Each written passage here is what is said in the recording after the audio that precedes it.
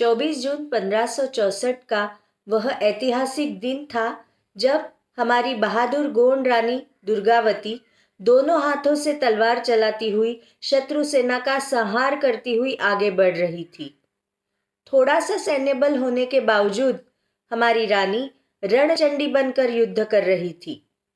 अपने प्रिय और सर्वश्रेष्ठ सफेद हाथी समरन पर सवार होकर रानी दुर्गावती ने गर्जना की। हमारी मातृभूमि पर आज गहरा संकट छाया हुआ है।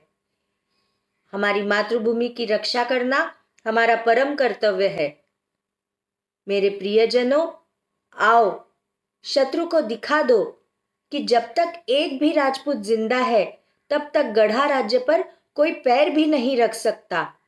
वीर योद्धाओं, मेरे साथ चलो। हम मिलकर गढ़बंडला राज्य की रक्षा करें और इसकी प्रसिद्धि को अमर कर दें।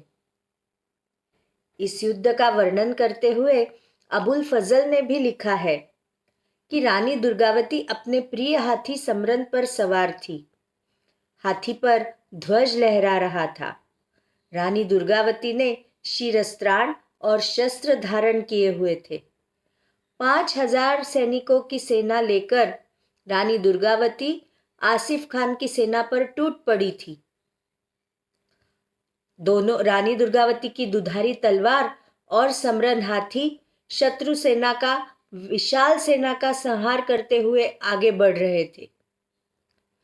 रानी दुर्गावती ने अपने सैनिकों को सलाह दी थी कि रात में ही आक्रमण कर दिया जाए, लेकिन वे पहले प्राप्त की हुई विजय के मद में मस्त थे और 3 दिन तक लगातार युद्ध करने के कारण सारे सैनिक थके हुए भी थे। इसलिए उन्होंने रानी की यह सलाह नहीं मानी।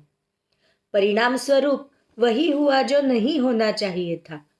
रानी का अंदेशा सही निकला। रानी के विश्वासघाती सहसेनापति बदन सिंह की सलाह पर आसिफ खान ने सुबह नरई नाले पर स्थित कृत्रिम बांध को फोड़ डाला, जिसकी वजह से नरई नाले पर कृत्रिम बाढ़ आ गई। अब रानी का संकट और भी गहरा हो गया।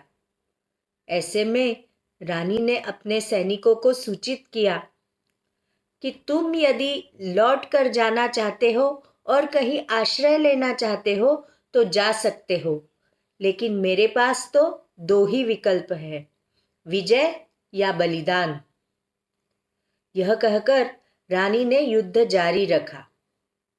इस युद्ध में रानी के 15 वर्षीय पुत्र राजा वीर नारायण सिंह ने भी अद्भुत शौर्य का प्रदर्शन किया, लेकिन एक जगह पर मुगल सेना ने उसे चारों तरफ से घेर लिया, जिसकी वजह से वीर नारायण सिंह बुरी तरह से घायल हो गया। यह देखकर रानी दुर्गावती ने अपने सैनिकों को आदेश दिया कि वीर नारायण सिंह को किसी सुरक्षित जगह पर ले जाया जाए, लेकिन अपनी मां को इस स्थिति में अकेला छोड़कर जाने के लिए वीर नारायण तैयार नहीं था। तब रानी ने उसे समझाया कि मैं तो अपने रक्त की अंतिम बूंद तक युद्ध करूंगी, लेकिन तुम्हें जनता की रक्षा करनी है, इसलिए तुम जाओ, कहीं सुरक्षित जगह पर पहुंच जाओ और गढ़ा जाकर अगर मैं इस युद्ध में विजयी होकर वापस नहीं आई तो सभी सैनिकों की पत्नियों को जौहर के लिए तैयार करो, क्योंकि हमारे राज्य की एक भी बहन, बेटी या बहू इन आतताई मुगलों के हाथ में नहीं लगनी चाहिए।